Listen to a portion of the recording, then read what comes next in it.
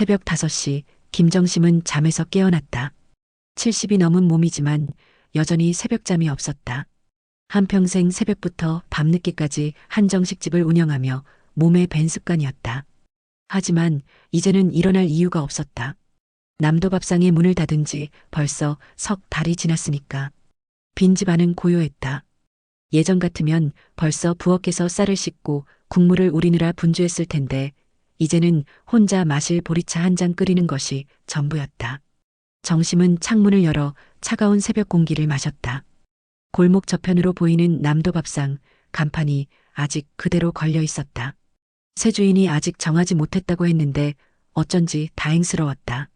40년 넘게 정성으로 지켜온 자리가 하루아침에 변하는 걸 보기는 아직 마음의 준비가 되지 않았으니까. 어머니, 이제 편히 쉬세요. 며느리 선미의 말이 떠올랐다. 겉으로는 효부를 자처하지만 그 말 뒤에 숨은 뜻을 모르는 정심이 아니었다. 돈 되는 땅을 빨리 처분하고 싶어 하는 마음, 시어머니가 너무 오래 사는 것에 대한 은근한 불만, 모든 것이 고스란히 전해졌다. 아들 준호는 어떨까? 40이 넘도록 어머니 눈치만 보며 살던 그가 이제야 아내 편에 서서 당당해진 것 같았다. 그래, 이제 내 역할은 끝났구나. 정심은 남편 영수가 남긴 물건들이 담긴 상자를 꺼냈다. 영수가 돌아가신 지도 벌써 3년이 지났는데 아직도 그의 물건들을 정리할 용기가 나지 않았다. 낡은 시계, 읽다 만 책들, 그리고 오래된 일기장 한 권. 일기장은 가죽 표지가 해져서 가장자리가 너덜너덜했다. 영수가 젊었을 때부터 써온 것 같았다. 처음엔 남편의 사생활을 엿보는 것 같아 망설였지만 이제는 그리움이 더 컸다. 영수의 글씨체를 보는 것만으로도 위로가 되었다. 정심은 일기장을 펼쳤다. 1978년 5월 12일. 오늘 윤희를 만났다. 비가 오는 날이었는데 우산 없이 뛰어가는 그녀를 보고 내 우산을 씌워주었다. 그녀가 웃으며 고맙다고 했을 때 내 심장이 이렇게 빨리 뛸 줄 몰랐다. 어떻게 해야 다시 만날 수 있을까? 정심의 손이 떨렸다. 윤희? 이 이름을 들어본 적이 없었다. 영수와 결혼하기 전에 만난 여자였을까? 그녀는 계속해서 일기를 읽어나갔다. 1978년 6월 3일. 윤희와 함께 한강변을 걸었다. 그녀는 교사가 되고 싶다고 했다. 아이들을 좋아한다며 환하게 웃는 모습이 너무 아름다웠다. 나는 그녀에게 프로포즈를 하고 싶었지만 아버지가 정해주신 선 약속이 있어서 할 수 없었다. 1978년 8월 15일. 아버지께서 정심이와의 결혼을 재촉하신다. 가게 사업을 위해 필요한 결혼이라고 하시는데 내 마음은 온통 윤희뿐이다. 하지만 부모님의 뜻을 거스를 수도 없고 윤희에게 어떻게 말해야 할까? 정심은 일기장을 덮었다. 가슴이 먹먹했다. 남편이 자신과 결혼할 때 다른 여자를 사랑하고 있었다는 사실. 그것도 깊고 진실한 사랑이었다는 것을 알게 되니 복잡한 감정이 들었다. 배신감보다는 안타까움이 더 컸다. 그 시절 부모가 정해준 결혼을 거스를 수 있는 젊은이가 몇이나 되었을까? 정심은 일기장의 뒷부분을 펼쳤다. 최근 날짜들이 나왔다. 2019년 3월 10일. 윤희로부터 편지가 왔다. 그녀에게 아들이 있다는 것을 처음 알았다. 성민이라는 이름이. 편지에서 그녀는 자신이 아프다고 시간이 많지 않다고 했다. 나에게 마지막 부탁이 있다고 했는데 여기서 일기는 끊어져 있었다. 정심은 일기장을 뒤적거리다가 편지 한 통을 발견했다. 연한 분홍색 편지지에 여성스러운 글씨로 쓰여 있었다. 영수야, 오랜만이야. 이렇게 편지를 쓰게 될 줄 몰랐는데 시간이 얼마 남지 않아서 용기를 내어봐. 우리 아들 성민이가 혼자가 될 것 같아.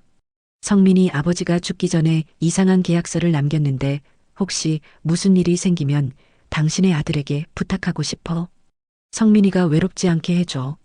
마이너스 윤희가. 정심은 편지를 다시 읽었다. 계약서? 무슨 일? 의미를 알 수 없는 내용이었지만 한 가지는 분명했다. 남편 영수가 이 편지를 받고 무언가 해주고 싶어 했다는 것이었다. 일기장 마지막 장에는 영수의 마지막 글이 있었다.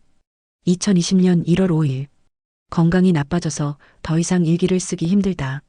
정심아, 미안하다. 너를 사랑하지 못한 채 살아서. 하지만 너는 내게 소중한 사람이었고 고마운 사람이었어. 부탁이 하나 있다. 윤희의 아들 성민을 찾아서 그가 외롭지 않게 해달라. 그것이 내가 윤희에게 해줄 수 있는 마지막 일이야. 정심은 눈물이 났다. 남편이 자신에게 미안해했다는 것이 오히려 더 서러웠다.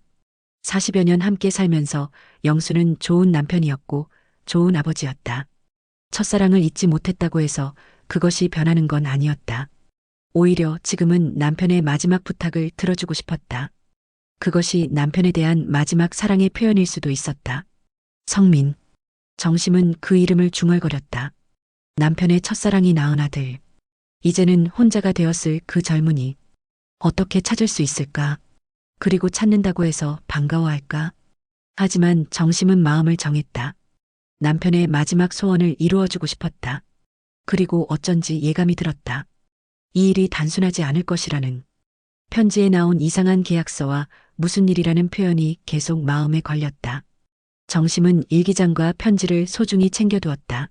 내일부터 성민을 찾아보기로 했다. 70평생 처음으로 자신만의 일을 시작하는 것이었다. 창밖으로 해가 뜨고 있었다. 새로운 하루가 시작되었다. 성민을 찾는 일은 생각보다 어려웠다.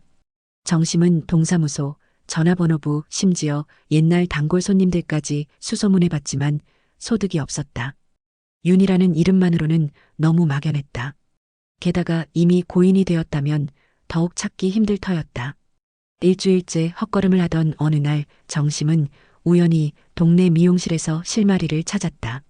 머리를 하러 간 김에 미용사에게 넌지시 물어본 것이었다. 사장님, 혹시 윤이라고 아시는 분 없으세요? 교사셨던 분인데. 아, 윤희 선생님요? 우리 애가 다녔던 초등학교에 그런 분이 계셨는데 몇 년 전에 교통사고로 돌아가셨어요. 참 안타까웠죠. 아들 하나 두고 가셔서. 정심의 가슴이 뛰기 시작했다. 그 아들이 지금 뭐 하시는지 아세요? 변호사래요. 꽤 유명하다던데 이름이 성민이었나? 어머니 잃고 나서 더 열심히 일한다고 들었어요. 집으로 돌아온 정심은 인터넷 검색을 해보려다가 포기했다. 컴퓨터는 준호가 가르쳐줘도 어려웠다. 대신 변호사 사무실에 전화를 걸어보기로 했다. 동네 법무사에게 물어보니 시내에 큰 로펌들이 몇 군데 있다고 했다. 첫 번째 전화는 실패였다. 두 번째, 세 번째, 다섯 번째 전화에서 드디어 성과가 있었다. 네, 저희 사무실에 박성민 변호사님 계십니다. 혹시 어머니가 윤희 선생님이셨나요? 전화 너머로 잠시 침묵이 흘렀다. 누구시죠? 무슨 일로 찾으시는 건가요? 저는 김정심이라고 하는데요. 선생님 어머니와 인연이 있었던 사람입니다. 잠깐만 기다려주세요. 한참 후에 낮은 남자 목소리가 들려왔다. 박성민입니다. 저희 어머니를 어떻게 아시는 건가요? 정심은 가슴이 두근거렸다. 드디어 성민을 찾았다. 하지만 어떻게 설명해야 할까? 남편의 첫사랑 이야기를 털어놓기엔 너무 갑작스러웠다. 선생님, 실례지만 한번 뵐 수 있을까요? 전화로는 설명하기 어려운 일이 있어서요. 죄송합니다. 어머니는 이미 돌아가셨고 저는 어머니 일로 이상한 분들을 많이 만났거든요. 더 이상 그런 일에 얽히고 싶지 않습니다. 선생님, 제발 한 번만. 죄송합니다. 전화가 끊어졌다. 정심은 허탈했다. 이렇게 쉽게 문을 닫아버리다니. 그래도 포기할 수 없었다. 남편의 마지막 부탁이었으니까.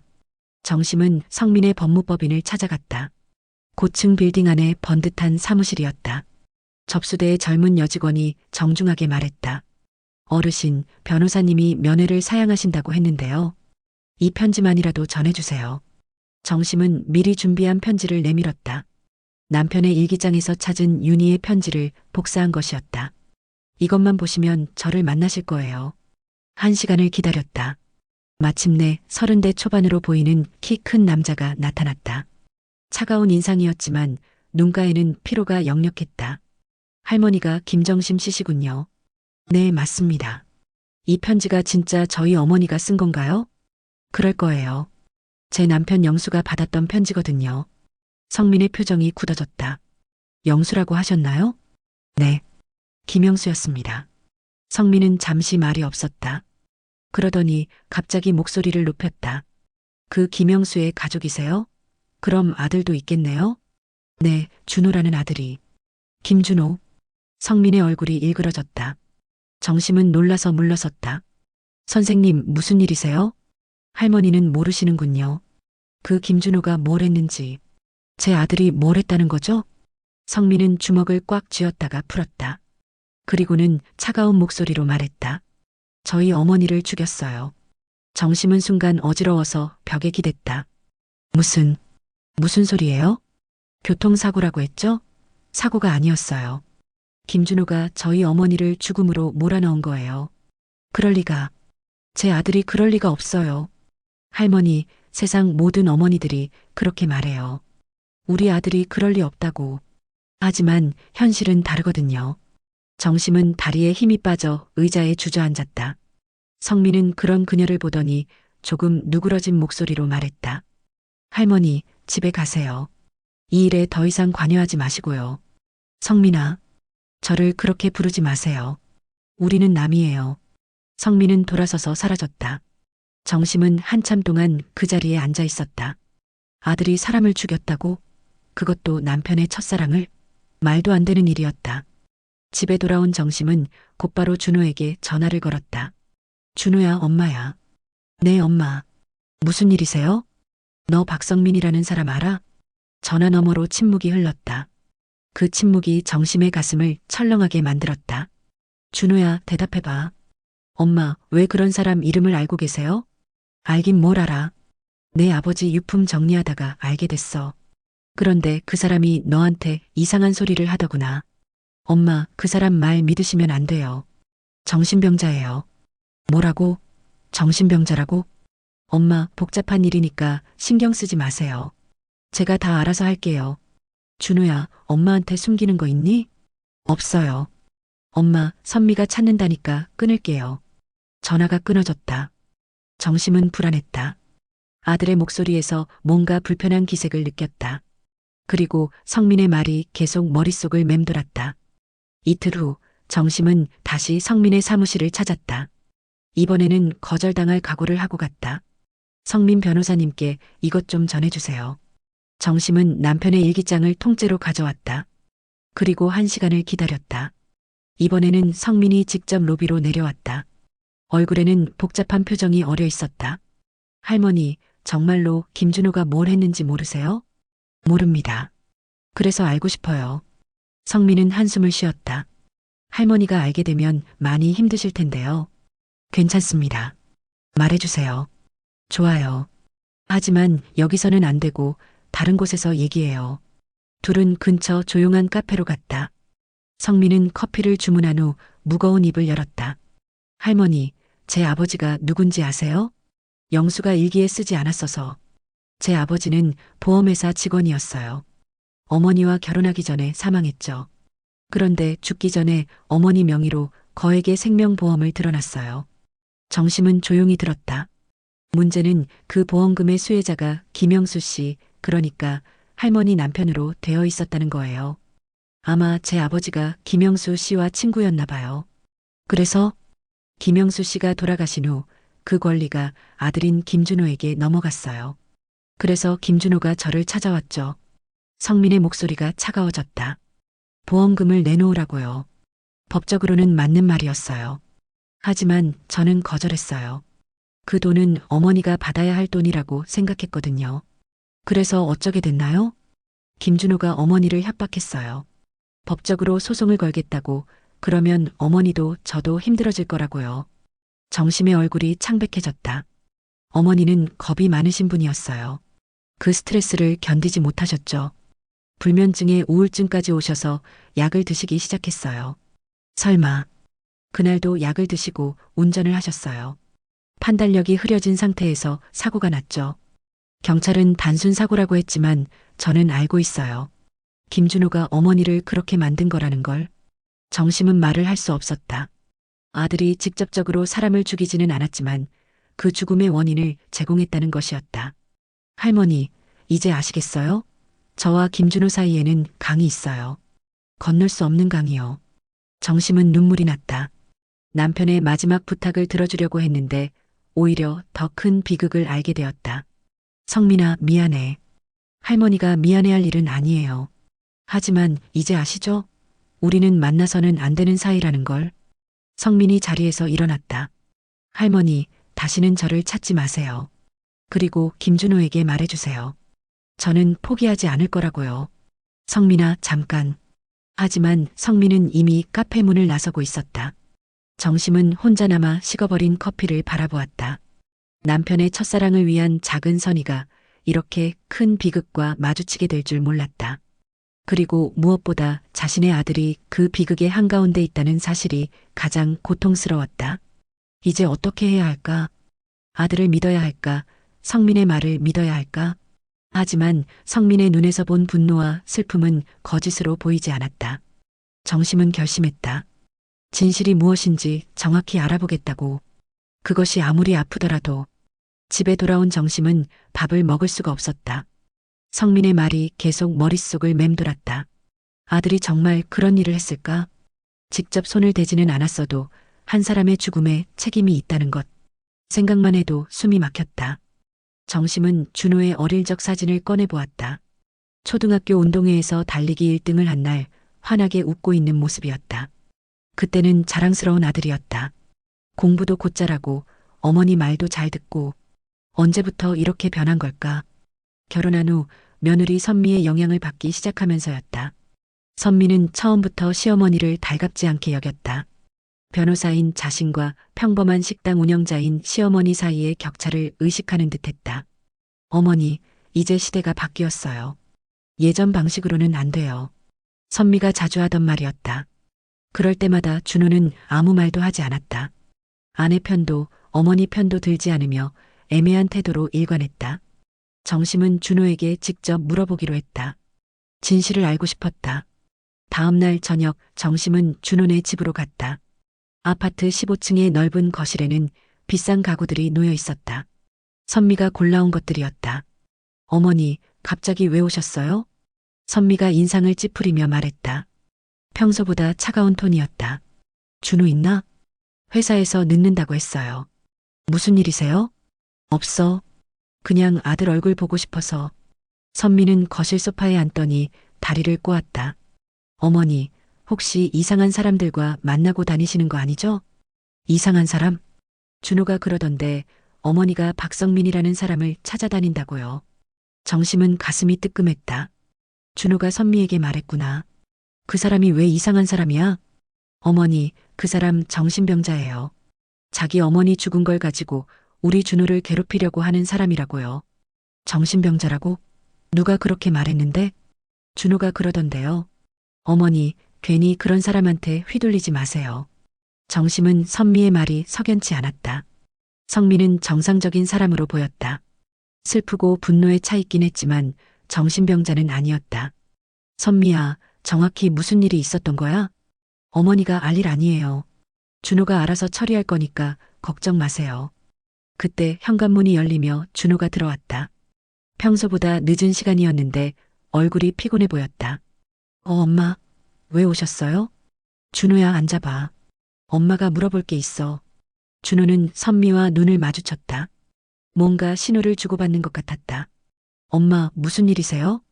박성민이라는 사람 말이야. 그 사람이 너한테 뭐라고 그랬니? 준호의 얼굴이 굳어졌다. 엄마, 그 사람 이상해요. 자기 엄마가 죽은 걸 가지고 저한테 책임지라고 하거든요. 책임지라고? 보험금 때문에 그래요. 자기가 받아야 할 돈을 제가 받았다고 우기는데 법적으로는 제가 맞거든요. 정심은 아들의 말을 들으면서도 뭔가 빠진 부분이 있다고 느꼈다. 그런데 왜 그 사람 엄마가 죽었다고 너한테 그러는 거야? 글쎄요. 정신적으로 문제가 있는 것 같아요. 선미가 끼어들었다. 어머니, 그 사람이 어머니한테 뭐라고 했어요? 혹시 이상한 소리 하지 않았나요? 뭘 이상한 소리라고 하는 거야? 준호가 사람을 죽였다거나 그런 헛소리 말이에요. 정심은 움찔했다. 선미가 어떻게 그걸 알고 있을까? 선미야, 너 그 이야기를 어떻게 하니? 준호와 선미가 또다시 눈을 마주쳤다. 어머니, 그 사람이 정말 그런 소리 했어요? 선미의 목소리에 긴장감이 돌았다. 했어. 근데 정말 아무 일도 없었던 거야? 준호가 한숨을 쉬었다. 엄마, 제가 그 사람을 만난 건 맞아요. 보험금 때문에. 근데 협상이 잘 안 됐죠. 그 사람이 감정적으로 나와서, 감정적으로 자기 엄마를 건드리지 말라고, 돈 때문에 괴롭히지 말라고 소리 지르더라고요. 정심은 뭔가 다른 버전의 이야기를 듣고 있다는 걸 느꼈다. 성민의 말과는 전혀 달랐다. 그래서 어쩌게 됐어? 결국 포기했어요.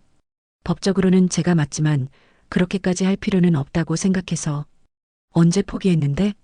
엄마, 왜 그렇게 자세히 알려고 해요? 선미가 날카롭게 말했다. 어머니, 이제 그만 집에 가세요. 준호도 피곤하고요. 정심은 더 이상 물어볼 수가 없었다. 하지만 뭔가 중요한 걸 놓치고 있다는 생각이 들었다. 집으로 돌아오는 길에 정심은 깊은 생각에 잠겼다. 준호와 선미의 말에는 빈틈이 있었다. 성민이 말한 협박과 스트레스 이야기는 전혀 나오지 않았다. 그리고 선미가 성민의 주장을 미리 알고 있었다는 것도 이상했다. 며칠 후 정심은 결정적인 단서를 발견했다. 남편 영수의 책상 서랍을 정리하던 중 구겨진 종이 한 장을 찾은 것이었다. 준호의 필체로 쓰인 메모였다. 박성민 마이너스 법무법인 한강 마이너스 모친 윤희교사 마이너스 보험금 3억 마이너스 협상 필요. 날짜는 2년 전이었다. 윤희가 사망하기 몇 달 전이었다. 정심의 손이 떨렸다. 준호가 미리 조사를 해놨다는 뜻이었다. 단순한 법적 절차가 아니라 계획적으로 접근했다는 것이었다. 더 찾아보니 또 다른 메모가 나왔다. 윤희 마이너스 심장병 약물 복용 마이너스 스트레스 취약 마이너스 압박 가능성 높음. 정심은 그 자리에 주저앉았다. 아들이 윤희의 건강 상태까지 파악하고 있었다. 그리고 압박 가능성이라는 표현. 이건 단순한 보험금 청구가 아니었다. 정심은 더 이상 아들을 믿을 수가 없었다. 성민의 말이 사실일 가능성이 높아 보였다. 아들이 정말로 한 사람의 죽음에 책임이 있을지도 모른다는 생각에 온몸이 떨렸다. 하지만 어떻게 해야 할까? 아들을 경찰에 신고할 수는 없었다. 그렇다고 이대로 모른 척할 수도 없었다. 정심은 성민에게 다시 연락해보기로 했다. 하지만 법무법인에서는 성민이 휴가를 떠났다고 했다.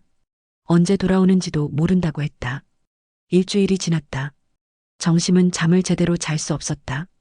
밥맛도 없었다. 남편의 첫사랑을 도우려던 선희가 이런 비극으로 이어졌다는 것이 견딜 수 없었다. 어느 날 저녁 정심은 준호에게서 전화를 받았다. 엄마, 저 좀 봐주세요. 왜? 무슨 일이야? 박성민이 이상한 짓을 하고 있어요. 저를 따라다니면서 협박하고 있다고요. 정심의 가슴이 뛰었다.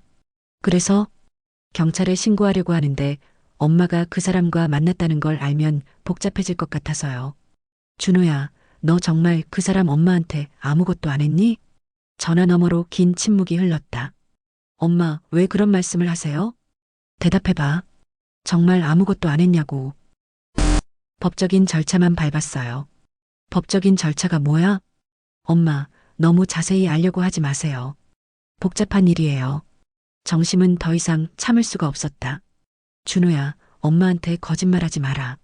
내가 윤희 선생님을 괴롭혔다는 거 다 알고 있어. 뭐라고요? 내 아버지 서랍에서 메모를 봤어. 내가 미리 다 조사해놨더구나. 또다시 긴 침묵이 흘렀다. 엄마, 준호야, 이제 그만하자. 성민이한테 사과하고 잘못을 인정해라. 엄마, 제가 뭘 잘못했다는 거예요? 사람을 죽음으로 몰고 간 거 아니야? 엄마, 준호의 목소리가 높아졌다. 저는 아무도 죽이지 않았어요. 그냥 제 권리를 찾으려고 한 것뿐이에요. 권리? 그게 권리야? 아픈 사람을 괴롭히는 게? 전화가 끊어졌다. 정심은 전화기를 내려놓고 한참을 앉아 있었다. 이제 확실해졌다. 아들이 거짓말을 하고 있다는 것이, 그리고 자신의 잘못을 인정하지 않으려 한다는 것이. 하지만 어떻게 해야 할까? 아들을 포기할 수는 없었다. 그렇다고 성민의 고통을 외면할 수도 없었다. 정심은 남편의 일기장을 다시 펼쳤다. 마지막 페이지의 글을 다시 읽었다. 윤희의 아들 성민을 찾아서 그가 외롭지 않게 해달라. 이것이 남편의 마지막 부탁이었다. 하지만 그 부탁을 지키려면 자신의 아들과 맞서야 할지도 몰랐다. 정심은 결심했다. 성민을 다시 만나겠다고. 그리고 이 모든 일의 진실을 명확히 하겠다고. 비록 그것이 아들에게 불리하더라도 죽은 윤희와 살아있는 성민에게 빚을 진 것은 사실이었다. 하지만 성민을 어떻게 찾을까? 그는 정심을 피하고 있었다. 그리고 준호는 더욱 완강해질 것이었다. 정심은 창문 밖을 바라보았다. 밤이 깊어가고 있었다. 내일부터 새로운 싸움이 시작될 것 같았다. 하지만 포기할 수는 없었다. 이것은 단순히 남편의 부탁을 지키는 일이 아니었다. 진실과 거짓 사이에서, 정의와 가족의 사이에서 선택해야 하는 문제였다. 정심은 남편의 사진을 바라보았다. 영수야, 내가 어떻게 해야 할까? 사진 속의 남편은 대답하지 않았다. 하지만 정심은 알고 있었다. 남편이라면 진실을 선택했을 것이라는 걸. 이제 그 진실을 찾아 나서야 할 때였다. 정심은 며칠 밤을 새워 생각했다. 성민을 찾을 방법을 찾아야 했다. 법무법인에서는 여전히 휴가 중이라고만 했다. 하지만 포기할 수는 없었다. 문득 윤희의 편지가 떠올랐다. 교사였다고 했으니까 학교에 물어보면 될지도 모른다. 정심은 동네 초등학교로 갔다. 윤희 선생님을 아시는 분 계신가요? 교무실에 나이 든 교사 한 분이 고개를 들었다. 아, 윤희 선생님. 몇 년 전에 돌아가신. 왜 찾으시는지요? 그분 아들을 만나야 할 일이 있어서요. 성민이요? 참 효자였는데. 어머니 돌아가시고 나서는 연락이 안 되더라고요. 혹시 주소라도 아시나요? 교사는 망설이더니 개인정보라서 알려줄 수 없다고 했다. 하지만 한 가지 정보를 주었다.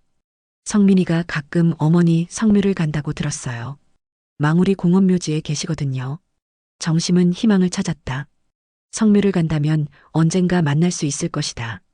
이틀 후 토요일 정심은 망우리 공원묘지로 갔다. 윤희의 묘를 찾는 것은 어렵지 않았다. 관리사무소에서 알려준 대로 찾아가니 단정한 묘비가 있었다. 고 윤희 선생님의 묘.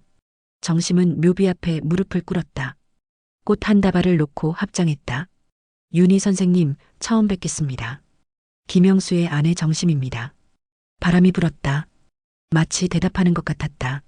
선생님, 미안합니다. 제 아들이 선생님을 괴롭혔나 봐요. 어머니로서 사죄드립니다. 정심은 눈물을 흘렸다. 한참을 그렇게 앉아 있었다. 오후 2시쯤 멀리서 사람이 걸어오는 모습이 보였다. 검은 정장을 입은 남자였다. 성민이었다. 성민은 정심을 보고 멈춰섰다. 얼굴에 놀라는 표정이 스쳤다. 할머니, 어떻게? 성민아, 너를 기다리고 있었어. 성민은 다가오지 않았다. 멀찍이 서서 정심을 바라보았다. 할머니, 여기서 뭐 하세요? 어머니께 사과하러 왔어. 그리고 너와 이야기하려고. 할머니, 저는 김준호와 관련된 사람들과 더 이상 만나고 싶지 않아요. 성민아, 나도 진실이 알고 싶어. 성민의 표정이 조금 누그러졌다. 할머니가 진실을 알고 싶다고요? 그래. 내 아들이 정말 내 어머니를 괴롭혔는지 확인하고 싶어. 성민은 한참 정심을 바라보았다. 그러더니 천천히 다가왔다. 할머니, 정말 모르세요? 김준호가 뭘 했는지? 알고 싶어서 왔잖아. 성민은 어머니 묘비 앞에 꽃을 놓았다. 그리고 정심 옆에 앉았다. 할머니, 제가 다 보여드릴게요. 하지만 힘드실 거예요. 괜찮아. 보여줘. 성민은 가방에서 파일을 꺼냈다. 두꺼운 서류 뭉치였다. 이건 제가 모은 증거들이에요. 김준호가 어머니를 어떻게 괴롭혔는지 다 기록되어 있어요. 첫 번째 서류는 통화 녹음 파일이었다. 성민이 스마트폰으로 재생했다. 박성민 씨, 저는 김준호입니다. 보험금 건으로 연락드렸는데요. 네, 말씀하세요. 법적으로 그 돈은 제가 받을 권리가 있습니다. 빨리 처리해 주시죠. 죄송하지만 그럴 수 없습니다. 그 돈은 제 어머니가 받으셔야 할 돈이에요. 그럼 법정에서 봅시다. 그렇게 되면 당신 어머니도 고생하실 텐데. 뭐라고요? 법정 출석하시고 증인으로 불려다니시고 연세가 있으신 분이 견딜 수 있을까요? 정심은 가슴이 철렁했다. 아들의 목소리가 분명했다. 협박이었다. 두 번째는 윤희가 병원에서 받은 진료 기록이었다. 어머니가 스트레스성 불면증으로 병원에 다니기 시작한 게 김준호와 첫 통화 후 일주일 뒤에요. 세 번째는 또 다른 통화 녹음이었다. 윤희 선생님이시죠? 저는 김준호입니다. 네, 무슨 일이시죠? 아드님과 보험금 건으로 이야기가 안 되네요. 선생님이 직접 설득해 주시면 안 될까요? 무슨 보험금이요? 선생님, 남편분이 저희 아버지 앞으로 들어놓으신 보험 말이에요. 법적으로는 저희가 받을 돈인데 아드님이 고집을 부리시네요. 그런 일이 있었나요? 저는 잘 모르겠는데. 선생님, 이건 법적인 문제예요. 길어지면 모두에게 좋지 않습니다. 윤희의 목소리가 떨리고 있었다. 정심은 더 이상 들을 수 없었다. 그만해, 성민아. 성민은 재생을 멈췄다. 할머니, 이게 다가 아니에요. 더 있어요. 됐어. 이제 알겠어. 정심은 고개를 떨구었다. 아들이 정말로 그런 일을 했다는 것을 받아들이기 어려웠다. 성민아, 내가 대신 사과할게. 할머니가 사과하실 일이 아니에요. 그래도 미안해. 내 아들이 내 어머니에게 그런 짓을 했다니. 성민은 잠시 말이 없었다. 할머니, 김준호에게 자수를 권해주세요. 자수? 법적으로 직접적인 살인은 아니에요. 하지만 협박과 공갈은 분명한 범죄죠. 그리고 어머니의 죽음에 대한 책임도 있고요. 정심은 한숨을 쉬었다. 성민아, 내가 말해볼게. 하지만 쉽지 않을 거야. 할머니, 만약 김준호가 거부하면 저는 다른 방법을 찾을 거예요. 다른 방법?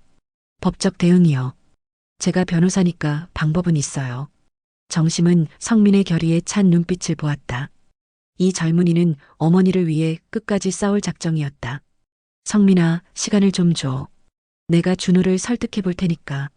얼마나요? 한 달만. 한 달 안에 답을 주겠어. 성민은 고민하더니 고개를 끄덕였다. 좋아요. 할머니를 믿어보겠어요. 정심은 고마웠다. 이 상황에서도 자신을 믿어준다는 것이. 성민아, 고마워. 할머니, 저도 할머니가 이렇게 나와주셔서 고맙습니다. 처음엔 김준호의 가족이라고 해서 믿지 못했는데. 미안해. 내가 제대로 못 키웠나 봐. 할머니 잘못이 아니에요. 성민이 일어났다. 어머니 묘비 앞에서 다시 한번 절을 했다. 어머니, 할머니와 함께 해결해 보겠어요. 정심도 일어나서 윤희의 묘에 절했다. 윤희 선생님, 제가 꼭 해결하겠습니다. 둘은 함께 묘지를 나왔다. 버스 정류장에서 성민이 말했다. 할머니, 연락처 알려주세요. 진행 상황을 알려드릴게요. 정심은 전화번호를 알려주었다. 성민아, 너도 너무 무리하지 마라. 괜찮아요, 할머니. 어머니를 위해서라면 뭐든 할 수 있어요. 버스가 왔다. 성민이 먼저 탔다. 창문으로 손을 흔들었다. 정심은 성민이 사라질 때까지 손을 흔들었다. 집으로 돌아가는 길에 정심은 생각했다. 이제 진짜 어려운 일이 시작된다. 아들을 설득하는 것. 그것이 가능할까? 하지만 성민을 만나고 나니 희망이 생겼다. 혼자가 아니었다. 함께 이 문제를 해결할 사람이 있었다. 그리고 무엇보다 진실을 알았다. 이제 더 이상 망설일 이유가 없었다. 정심은 결심했다. 아들에게 자수를 권하겠다고. 그것이 윤희에 대한, 성민에 대한, 그리고 남편에 대한 마지막 돌이었다. 내일부터 진짜 싸움이 시작될 것이다. 하지만 이번엔 혼자가 아니었다. 성민이 함께 있었다. 그리고 하늘에서 남편 영수와 윤희가 지켜보고 있을 것이다. 정심은 처음으로 며칠 만에 마음이 편해졌다. 길은 험하겠지만 이제 방향은 분명했다. 정심은 일주일 동안 준비했다. 아들을 어떻게 설득할지, 무엇부터 말해야 할지. 성민이 보여준 증거들을 다시 정리하고 마음의 준비도 했다. 마침내 준호를 만나는 날이 왔다. 정심은 준호네 집으로 갔다. 평소와 달리 미리 연락하지 않았다. 선미가 방해할 것 같았기 때문이었다. 다행히 선미는 없었다. 준호 혼자 집에 있었다. 어머니, 갑자기 왜 오셨어요? 준호야, 앉아봐. 엄마가 할 말이 있어. 준호는 불안한 표정을 지었다. 뭔가 심상치 않다는 걸 직감한 것 같았다. 준호야, 박성민을 다시 만났어. 엄마, 왜 그런 사람을? 들어봐. 끝까지 들어보고 나서 말해. 정심은 천천히 말했다. 성민이 보여준 증거들, 녹음 파일, 윤희의 병원 기록까지 모든 것을. 준호의 얼굴이 점점 창백해졌다. 준호야, 이게 다 사실이니? 준호는 한참 말이 없었다. 그러더니 고개를 떨궜다. 엄마, 대답해봐. 죄송합니다. 정심의 가슴이 무너졌다. 아들이 인정했다. 정말로 그런 일을 했다는 것을. 왜 그랬니? 돈이 필요했어요. 돈? 선미가. 선미가 큰 법무법인으로 이직하려면 돈이 필요하다고 했어요. 뒷돈을 써야 한다고. 정심은 어이가 없었다. 그래서 사람을 괴롭힌 거야? 처음엔 그냥 법적으로 해결하려고 했어요. 근데 성민이가 안 들어주니까. 그래서 그 어머니를 협박한 거고, 협박이 아니라 설득했어요. 설득? 그게 설득이야? 정심은 목소리를 높였다. 준호야, 그분이 돌아가셨어. 너 때문에. 직접 죽인 건 아니잖아요. 그게 중요해? 내가 괴롭혀서 돌아가신 거잖아. 준호는 울음을 터뜨렸다. 엄마, 저도 괴로워요. 매일 악몽을 꿔요. 그분 생각하면 잠도 못 와요. 정심은 아들의 눈물을 보며 마음이 복잡했다. 미워하고 싶었지만 여전히 자신의 아들이었다. 준호야, 이제 어떻게 할 거니? 모르겠어요. 선미는 절대 인정하지 말라고 해요. 증거가 부족하다고. 증거가 부족해? 녹음 파일이 있는데? 변호사들이 보니까 법정에서 이기기 어렵다고 하더라고요. 정심은 한숨을 쉬었다. 며느리가 끝까지 잘못을 숨기려 한다는 뜻이었다. 준호야, 선미 말 듣지 마라. 엄마, 자수해. 준호는 깜짝 놀랐다. 엄마, 무슨 말씀이세요? 경찰서 가서 내가 한 일 다 털어놔. 엄마, 그러면 저 감옥 가요. 그래, 가야지. 정심의 목소리는 단호했다. 준호야, 내가 잘못한 걸 인정하고 벌을 받아야 해. 그래야 그분한테도, 성민이한테도, 그리고 내 자신한테도 떳떳할 수 있어. 엄마, 선미가 알면. 선미 때문에 이렇게 된 거잖아. 이제 그만 선미 말 듣고 내 양심을 따라. 준호는 고민에 빠졌다. 한참 후에 입을 열었다. 엄마, 정말 자수해야 해요? 그래. 그게 맞는 일이야. 감옥에 가면 엄마가 혼자 남는데. 괜찮아. 엄마는 이제 혼자가 아니야. 무슨 뜻이에요? 성민이가 있어. 준호는 이해할 수 없다는 표정을 지었다. 엄마, 그 사람이 왜? 내 아버지의 마지막 부탁이었어. 성민이를 가족처럼 돌봐달라고. 정심은 남편의 일기장을 펼쳐 보였다. 내 아버지가 성민이 어머니를 사랑했다는 거 알고 있니? 준호는 놀랐다. 뭐라고요? 첫사랑이었어. 내 아버지와 엄마가 결혼하기 전에. 준호는 말을 잃었다. 그래서 내 아버지가 마지막에 성민이를 돌봐달라고 부탁한 거야. 근데 내가 그 어머니를 괴롭혀서 돌아가시게 했잖아. 엄마, 그런 줄 몰랐어요. 몰랐다고 해서 달라지는 게 있어? 이미 돌아가셨는데. 준호는 한참을 울었다. 엄마, 어떻게 해야 해요? 성민이한테 사과하고 자수해. 정말 그래야 해요? 그래. 그게 사람이 할 일이야. 사흘 후 준호가 정심에게 연락했다. 엄마, 결정했어요. 뭘? 자수할게요. 정심은 안도했다. 잘 결정했어. 성민 씨한테도 사과하고 싶어요. 엄마가 연락해 주실 수 있어요? 정심은 성민에게 전화했다. 상황을 설명하자 성민은 놀랐다. 정말 자수하겠다고 했어요? 그래. 너한테 직접 사과하고 싶다고도 하더라. 할머니가 설득하신 거군요. 아니야. 준호가 스스로 결정한 거야. 성민은 잠시 생각하더니 말했다. 좋아요. 만나보겠어요. 다음 날 세 사람은 조용한 카페에서 만났다. 준호는 성민 앞에서 고개를 숙였다. 죄송합니다. 제가 어머님을 괴롭혀서 돌아가시게 했습니다. 성민은 차갑게 대답했다. 사과한다고 어머니가 살아 돌아오세요? 아니요. 하지만 정말 죄송합니다. 왜 그런 짓을 했어요? 돈이 필요해서. 변명의 여지가 없습니다. 성민은 한참을 준호를 바라보았다. 자수하겠다고 했다면서요? 네. 내일 경찰서에 가려고 합니다.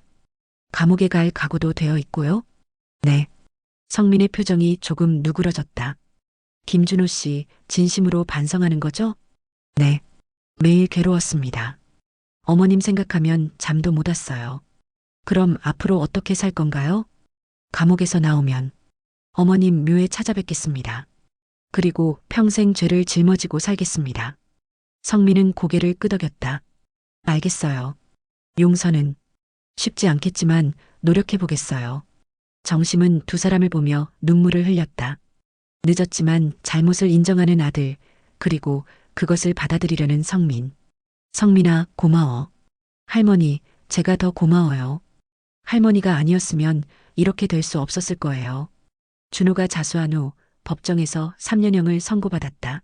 선미는 이혼을 요구했지만 준호는 받아들였다. 더 이상 억지로 잡고 있을 이유가 없었다. 정심은 준호를 면회하러 갔다. 교도소의 준호는 많이 야위었지만 눈빛은 예전보다 맑아 보였다. 엄마, 죄송해요. 괜찮아. 이제 마음 편하지? 네. 처음으로 잠을 제대로 잤어요. 다행이다. 엄마, 성민 씨는 어떻게 지내세요? 가끔 만나. 좋은 아이야. 제가 나가면 어머님 묘에 가서 사죄하고 싶어요. 그래, 그렇게 해.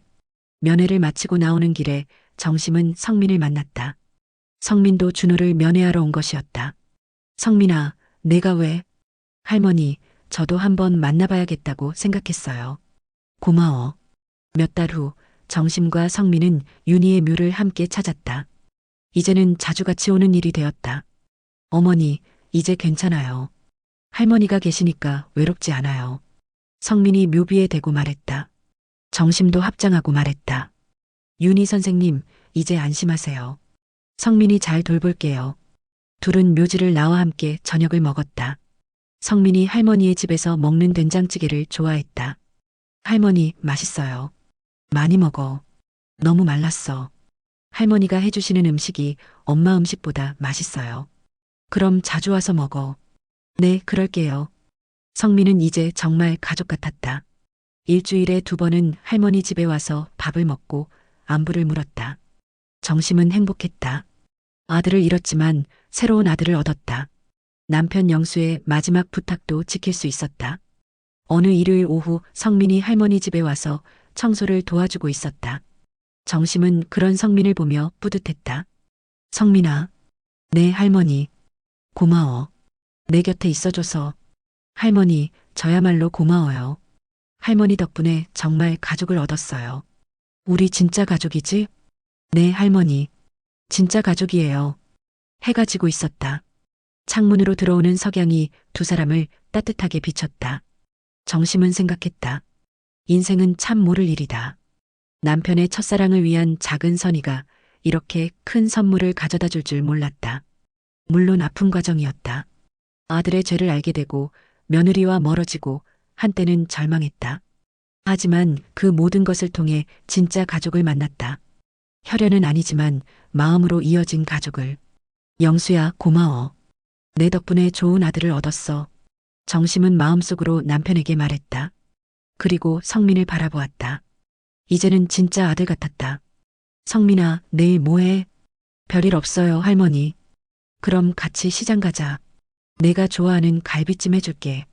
와, 정말요? 좋아요. 성민의 환한 웃음이 집안을 밝게 채웠다. 정심도 오랜만에 진심으로 웃었다. 이제 더 이상 외롭지 않았다. 새로운 가족과 함께 남은 인생을 행복하게 살아가면 되는 것이다.